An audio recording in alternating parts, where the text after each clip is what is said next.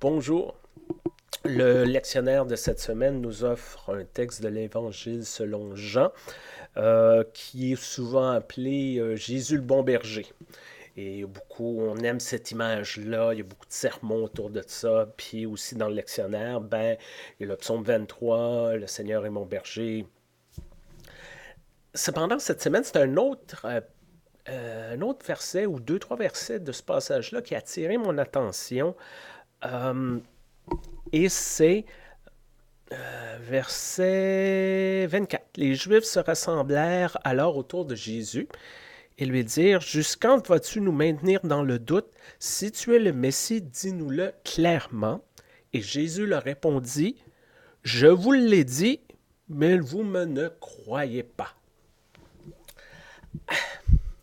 Et à première vue, on a une réponse, une question qui semble très légitime de la part des Juifs. Ils disent, on veut savoir si c'est toi le Messie ou pas.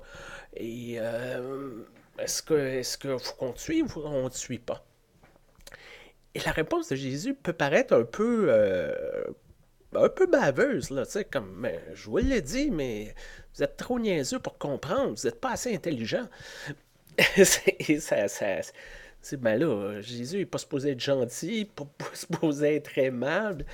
Euh, mais je pense que ça reflète quelque chose dans nos vies d'Église aujourd'hui. Je ne sais pas si vous avez remarqué, mais il y a une grande tendance à organiser des débats entre croyants versus athées ou croyants de telle branche versus croyants de telle branche. Puis là, les deux se débattent, puis essayer de voir est-ce qu'ils peuvent gagner l'autre à leur cause, puis là, essayer de voir où souvent, lorsqu'on dit, il faut aller évangéliser les gens, je m'excuse, j'ai une petit rhume. Lorsqu'il faut aller évangéliser les gens, on se dit, si on a les bons arguments, si on est capable d'écrire un bon sermon, puis de dire les bons mots à la bonne personne au bon moment, là, ils vont joindre à nos églises. Puis des fois, on entend ça souvent. Mais des fois, moi, je me pose la question, mais on les dit, ces mots-là. Qu'est-ce qu'il y a à dire de plus? On les a dit, ces mots-là. Et certaines personnes ne viennent pas. Peut-être que, c'est pas fait pour eux. C'est peut-être pas ça qu'ils sont à la recherche. Mais peut-être aussi, c'est pas des mots qu'ils veulent entendre. Ce qu'ils veulent entendre, c'est ce qui suit après, les œuvres, dans l'Évangile, les œuvres que je fais avec l'autorité de mon Père parlent en ma faveur. Souvent, on parle au niveau de notre foi, mais on fait peu. C'est souvent ça, des gens vont nous critiquer, nous les croyants, nous les chrétiens.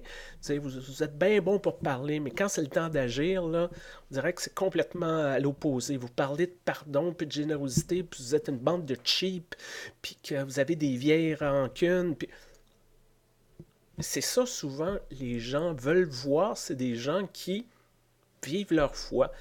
Pas nécessairement qui sont parfaits, là, je veux dire, mais qui sont pas hypocrites dans le sens de dire une chose, faire le contraire. Des gens qui essayent, des gens qui font des choses. Et souvent, on l'a vu, lorsque une paroisse, je sais pas moi, participe, je sais pas, fait une soupe puis donne ça à des sans-abri, par exemple, dans un contexte urbain, mais les gens qui apprennent ça, ils font: Hey, wow, c'est donc bien beau. Mais c'est bien rare qu'ils vont dire: Oh, wow, quel beau sermon, quelle belle prière, c'est donc bien beau. Non, ils sont marqués par ces actions-là qui se font au nom de notre foi. Nous, on tire nos motivations dans notre foi.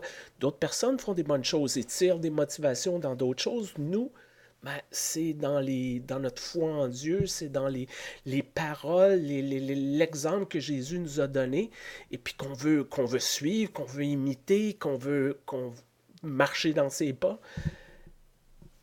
Et je pense que c'est ça que ce texte-là nous rappelle. Et c'est ça que je vous souhaite cette semaine. Un peu moins de paroles, un peu plus d'action. Pas que la parole est inutile, mais de passer à l'action. De dire, moi, c'est important, la générosité, puis, qu'est-ce que tu vas faire cette semaine? pas besoin que ce soit des grandes œuvres spectaculaires, mais est-ce que tu vas le vivre, cette générosité-là? Moi, je veux que, je sais pas, moi, il y ait moins de conflits entre les gens. Bon, mais comment qu'on va faire ça? Et c'est par ces actions-là que les gens vont dire, ben, hey, wow, c'est impressionnant, ce groupe-là, ce qu'ils font. Peut-être j'ai le goût d'en apprendre plus. Et là, la conversation peut débuter. Je vous souhaite un bon début de printemps. On dirait que l'hiver s'accroche les pieds, en tout cas, du moins dans le coin du monde dans lequel je suis, l'hiver s'accroche les pieds. Donc, je vous souhaite un bon printemps, beaucoup d'actions et de vivre dans les actions du Christ. Bonne semaine et à très bientôt.